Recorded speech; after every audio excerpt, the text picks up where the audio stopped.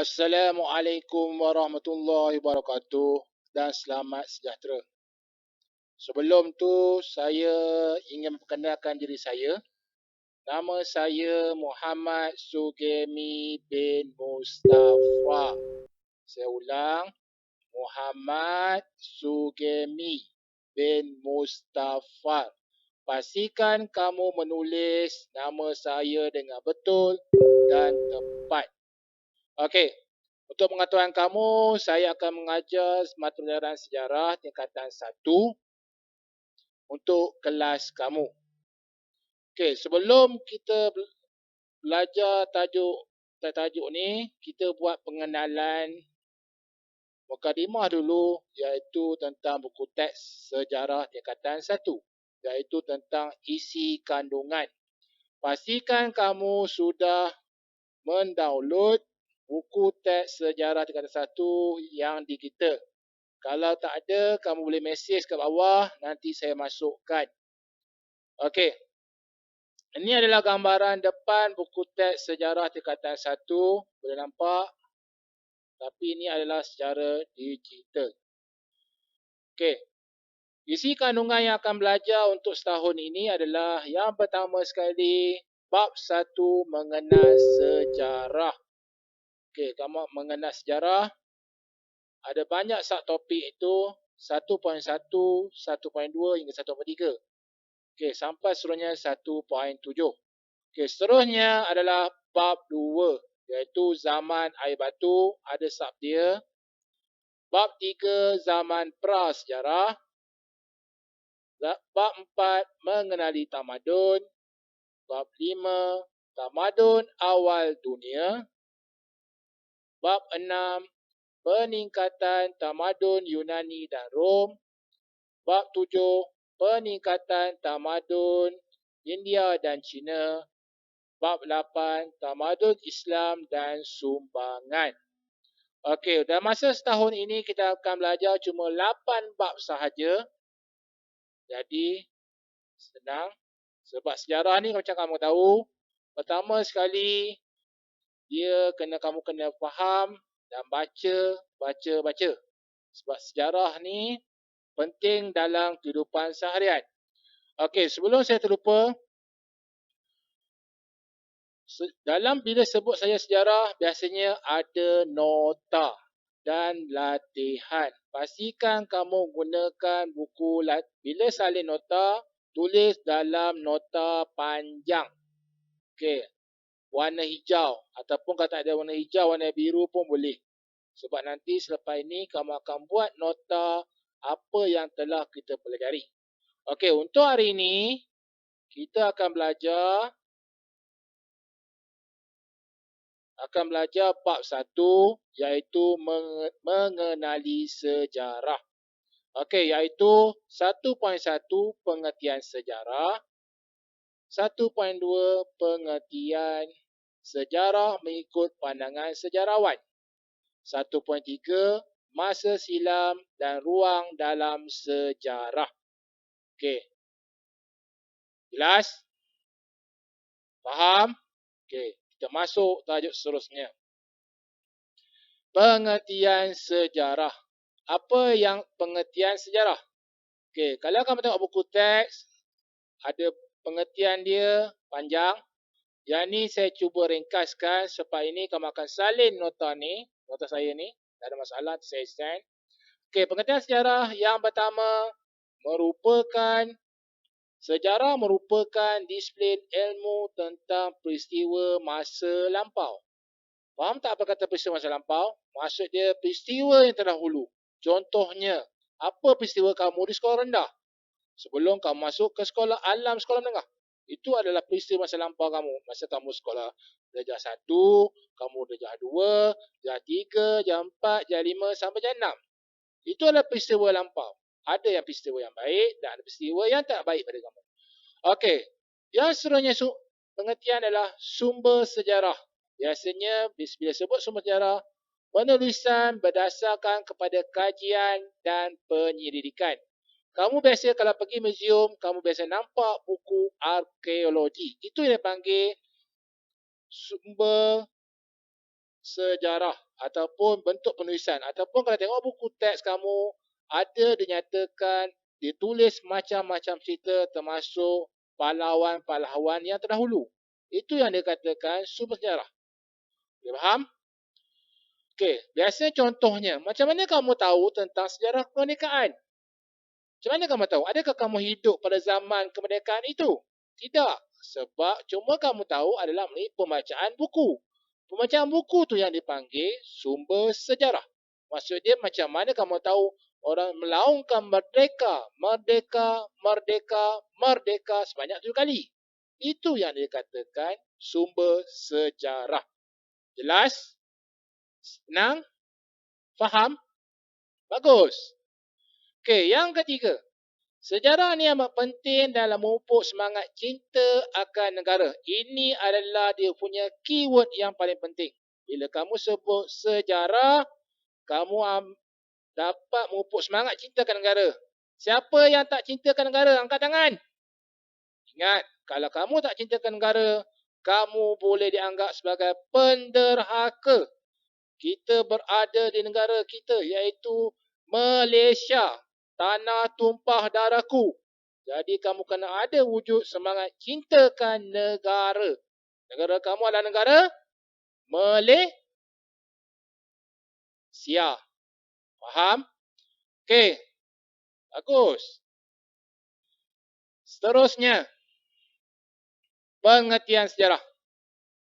Dalam pengertian sejarah ni ada 3 perkara yang kamu ingat. Yang pertama, bahas dari segi pengertian bahasa Melayu. Yang kedua dari segi kamus dewan. Yang ketiga dari segi bahasa Inggeris. Okey, kita tengok yang bahasa Melayu dulu. Okey, bahasa Melayu sejarah berasal dari perkataan Arab. Okey, kamu dah best tahun lepas kamu sekolah Arab, iaitu sajaratun. Kalau cikgu tak tulis pokok ni pun kamu dah tahu dah sajaratun tu apa. Pokok. Betul? Sekolah SRA kan? Betul tak? Okey, bagus. Okey, bermaksud pokok, salah sila tahu apa dia? Maksud dia punya huraian. Contohnya kamu, nama bapa kamu, datuk kamu, atas kamu moyang dan hingga seterusnya. Itu dipanggil salah sila. Okey, riwayat pun sama, keturunan dan asal usul. Itu adalah dipanggil bermaksud salah sila. Maksud dia rantaian daripada kamu hinggalah kamu ke moyang kamu. Okey, kemudian dari segi kamus dewan, pengertian sejarah bermaksud asal usul keturunan. Asal usul keturunan ataupun salah silah. Yang kedua, peristiwa yang benar-benar berlaku pada masa lampau. Maksud dia, contohnya macam peristiwa kemerdekaan.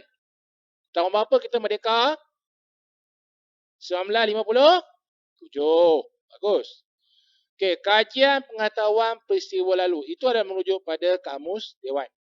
Okey, dalam bahasa Inggeris, semua tahu bila bahasa Inggeris. Kamu pun ada Astro, yang ada History Channel, betul? Ataupun kalau tak ada Astro, boleh tengok dalam Unify mungkin ada. Okey, dalam bahasa Inggeris, dia panggil history. History, sejarah. Bahasa Melayu panggil sejarah. Bahasa Inggeris panggil history. Okey, cerita tentang seseorang. Itu kalau dalam bahasa Inggeris. Berasal dari perkataan Yunani, iaitu Yunani dipanggil historia. Ingat, ni kata ni, historia. Okey. Historia ni bermaksud penyelidikan. Itu sebab kalau kamu nampak, kenapa bila kita nak buat kajian sejarah, kita mesti buat penyelidikan dulu. Buka buku, buka monumen, baca buku ni, maka tepiklah kita tahulah tentang satu peristiwa ataupun cerita tentang tokoh-tokoh sejarah. Boleh ingat? Ingat, bila sebut pengertian sejarah, ada 3. Yang pertama, bahasa Melayu berasal dari perkataan sajaratun. Yang kedua, dari segi kamu dewan, bermaksud asal usul keturunan atau salah silah. Yang ketiga, bahasa Inggeris, history. Semua tahu, history. Bukan isteri, Jangan sebut isteri, history. History bermaksud sejarah. Faham? Faham ke tak faham? Okey, bagus. Yang seterusnya, kita masuk 1.2, iaitu pengertian sejarah mengikut pandangan sejarawan. Faham tak maksud sejarawan ni apa? Ini adalah tokoh-tokoh sejarah. Kamu pun boleh jadi tokoh-tokoh sejarah. Mungkin nama kamu pun akan terpahat dalam buku-buku teks ataupun dalam mana-mana buku. Dengan syarat kamu belajar bersungguh-sungguh untuk memantapkan lagi kamu punya jiwa dan pendidikan kamu. Okey, ini adalah salah seorang tokoh iaitu Herodotus. Herodotus ni orang lama. Okey, dia mengatakan sejarah merupakan penceritaan tentang tindakan manusia dan sebab mereka melakukan. Ingat, ni adalah kata-kata dia. Dia sebut Herodotus, sejarah merupakan penceritaan tindakan manusia dan sebab mereka melakukan. Itu adalah pengertian sejarah mengikut Herodotus. Okey, mengikut E.H.K. mengatakan sejarah merupakan dialog antara zaman silam dan zaman sekarang yang berkaitan dengan urutan sebab dan akibat. E.H.K. ni. Ingat, ini adalah kata-kata. Tak boleh ubah sebab tu dia menggagi pandangan dia. Okey, yang seterusnya Ibnu Khaldun. Ni kalau siapa yang sekolah di Asy'ari biasa dengan nama Ibnu Khaldun.